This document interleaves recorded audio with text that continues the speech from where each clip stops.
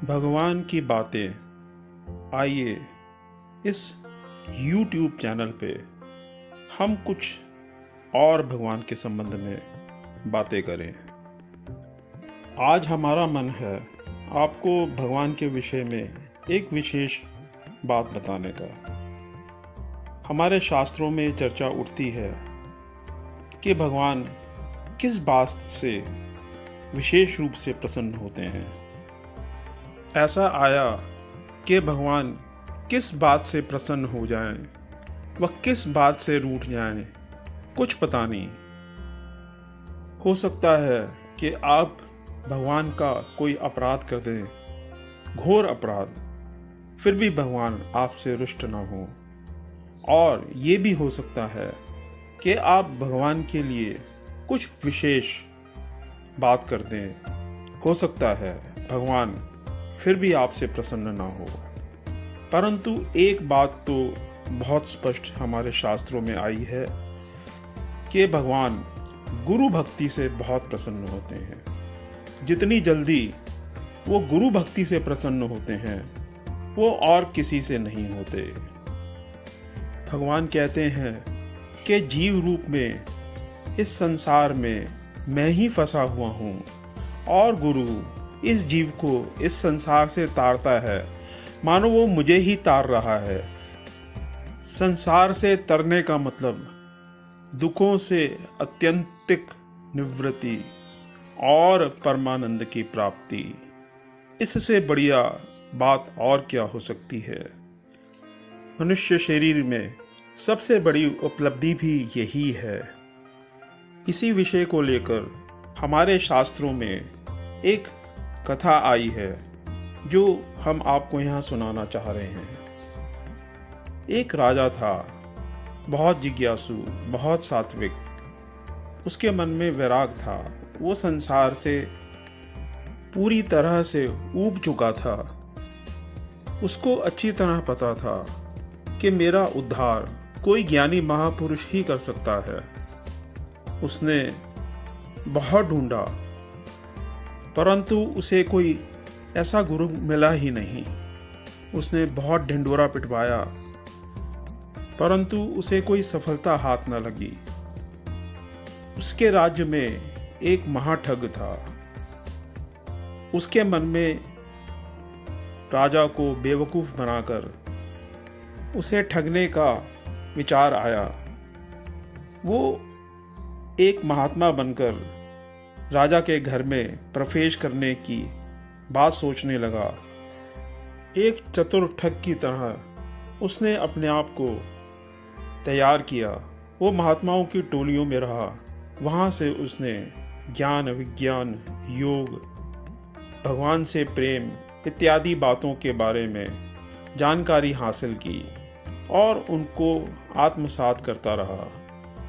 जब उसको लगा कि वो राजा को ठगने में कामयाब हो जाएगा, उसको बेवकूफ़ बनाने में काम हो जाएगा, तो वो राजा के समक्ष गया। वहाँ उसने राजा से कहा कि मैं तुम्हें ब्रह्म विद्या का उपदेश कर सकता हूँ, मैं तुम्हें भगवान से मिलवा सकता हूँ, मेरे में पूरी सामर्थ्य है और मैं तेरी जिज्ञासा, तेरी पिपासा देखकर तुझे अनुग्रहित करने के लिए तेरे पास आया हूँ। राजा बहुत प्रसन्न हुआ। उसे तो मानो मुंह मांगी मुराद ही मिल गई। फिर भी उसने उस महात्मा की सच्चाई जानने के लिए उनकी परीक्षा ली। उसने और उसके वजीरों ने महात्मा से तरह तरह के प्रश्न पूछे जो कि वास्तव में उनकी बुद्धि के अनुसार ही थे। किसी तरह से वो ठग राजा को बेवकूफ़ बनाने में कामयाब हो गया। राजा ने भी उसे विधिवत अपना गुरु धारण कर लिया। उसके लिए राजमहल में एक सुंदर कमरे की व्यवस्था कर दी, परंतु उनको कोई नौकर चाकर नहीं दिया, क्योंकि राजा स्वयं ही उनकी सेवा करना चाहता था। राजा बड़े लगन से उनकी सेवा में रत हो गया।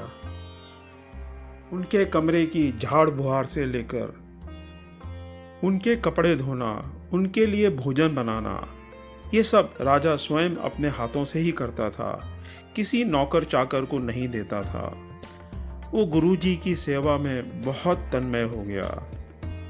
बीच बीच में वो गुरुजी से निवेदन भी करता था कि हे गुरुदेव, मुझे कुछ उपदेश दीजिए।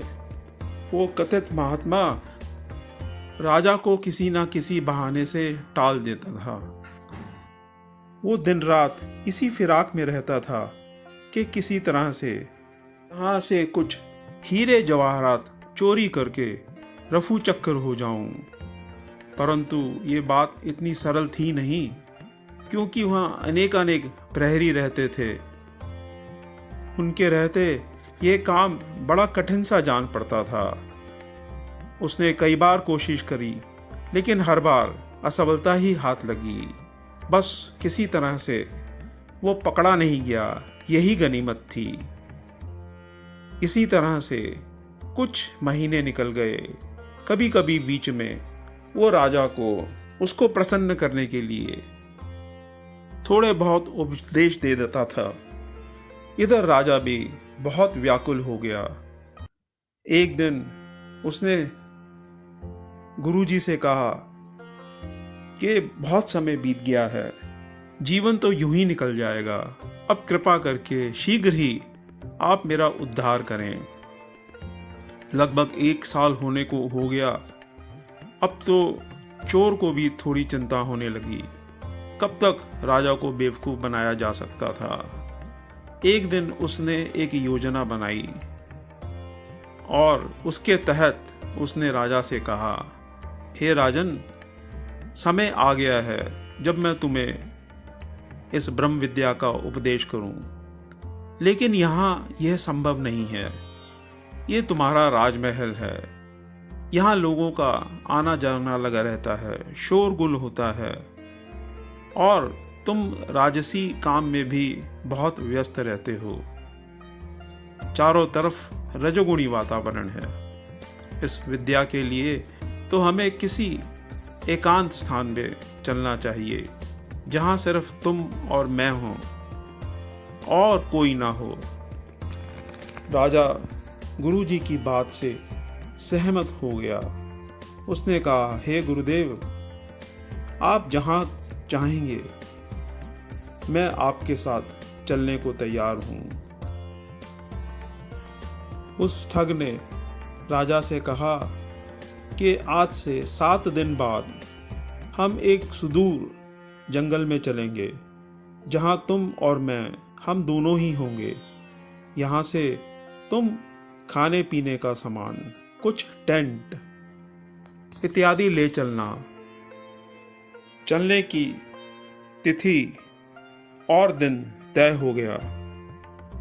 ठग ने सोचा, जंगल में किसी दिन जब मौका लगेगा, वो राजा का खजाना लेकर वहाँ से रफू चक्कर हो जाएगा।